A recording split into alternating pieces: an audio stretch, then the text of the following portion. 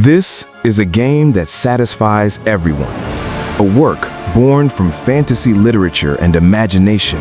It took ordinary players and gave them a dream that once felt impossible. If Dark Souls was the explosion that shook the gaming world back then Elden Ring is what brought the once niche Souls genre into the mainstream.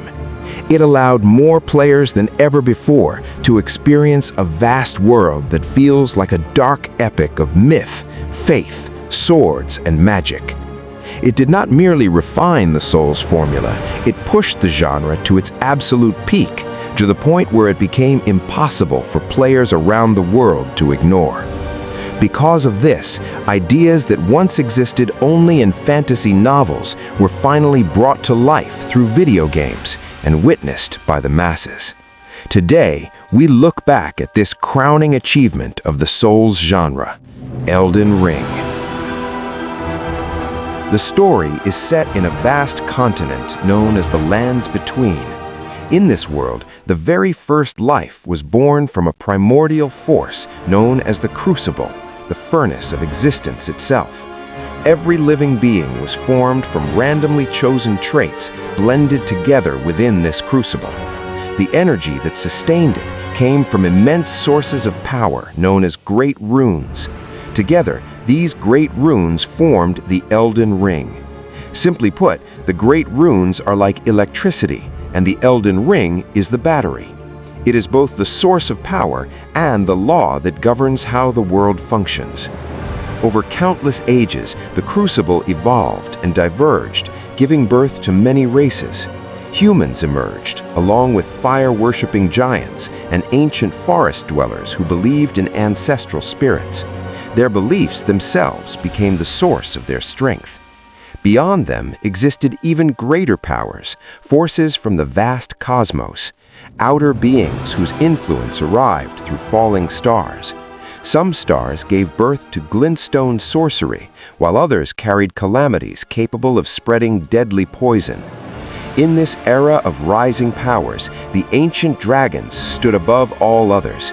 With dominion over storms, impenetrable scales, and terrifying crimson lightning, they ruled the top of the world. At their center stood Dragon Lord Placidusux, dwelling within the storm beyond time. He is believed to be the earliest Elden Lord, the first true king of the Lands Between. But for reasons unknown, the divine power that sustained the Dragon Lord eventually abandoned him.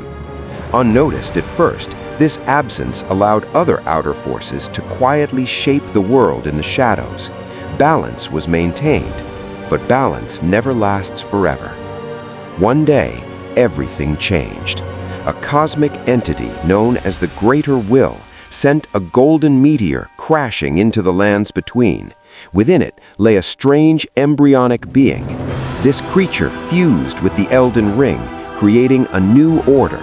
At the same time, the Crucible transformed into a towering golden tree that pierced the sky. The Erdtree was born. The Greater Will did this for one reason only, to rewrite the rules of the world. Under this new order, beings known as Empyreans were chosen to serve as gods, and the two fingers were appointed as messengers. From among them, one Empyrean rose above all others. Her name was Queen Marika. Through her, a fundamental law was established.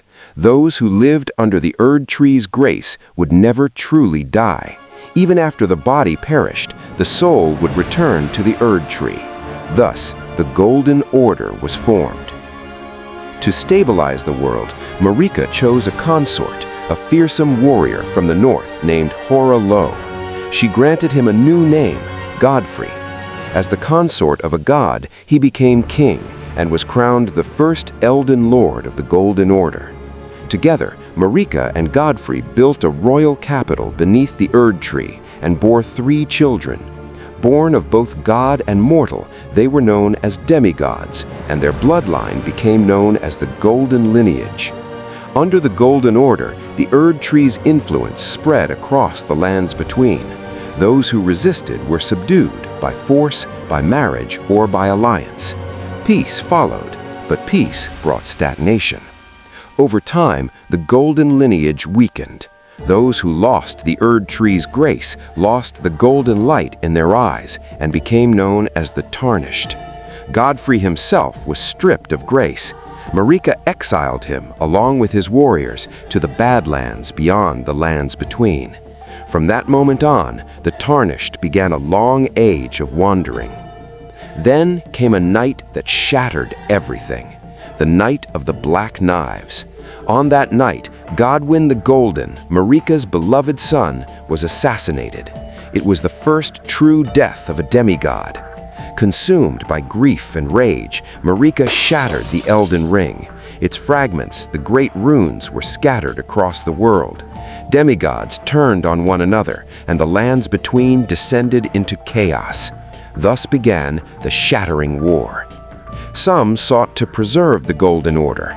Some sought to betray it. Others lost themselves entirely. Even the Two Fingers could no longer maintain control. As punishment, Marika herself was imprisoned within the Erdtree. Ages passed, and at last, grace returned. It called out to the long-exiled Tarnished. From beyond the fog, they were summoned back to the lands between, not to serve, but to challenge. Their task was clear: slay the demigods, claim their great runes, reach the Erdtree, restore the Golden Order, or replace it and become the next Elden Lord. Among the Tarnished, one rose above all others, the strongest, the first to return. This Tarnished would face fallen gods, uncover forbidden truths, and decide the fate of the world. Whether to mend the Elden Ring or to shatter the world anew, the fate of the lands between rests in the hands of the Tarnished. This is Elden Ring.